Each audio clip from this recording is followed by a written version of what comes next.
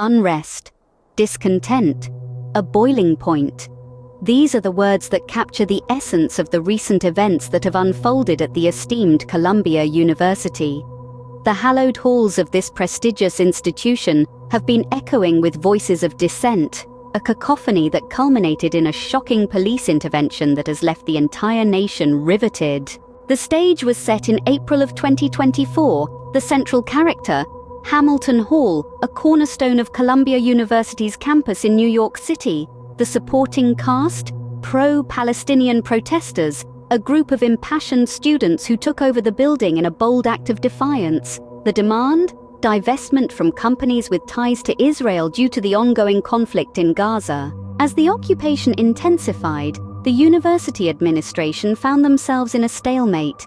Negotiations with the protesters proved futile, leading to a decision that would escalate the situation to unprecedented levels: the summoning of the NYPD. The police intervention was met with a wave of resistance from the occupying students.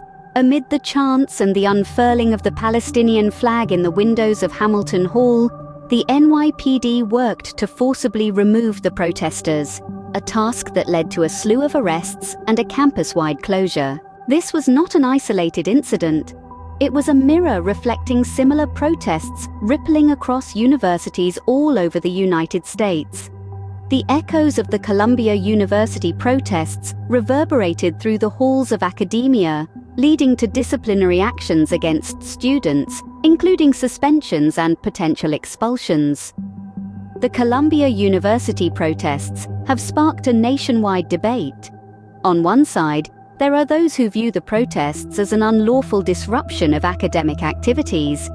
On the other, there are those who see them as a valid expression of student activism. Prominent politicians have weighed in, calling for swift action to address the situation. In the midst of all this, a billionaire donor to Columbia University, Leon Cooperman, stirred the pot by threatening to withhold donations unless the university showed support for Israel. His comments added another layer of complexity to the situation, highlighting the intricate web of political, financial, and ethical factors at play. The Columbia University protests have drawn parallels to the student-led demonstrations of the 1980s against South African apartheid, which ultimately led to divestment.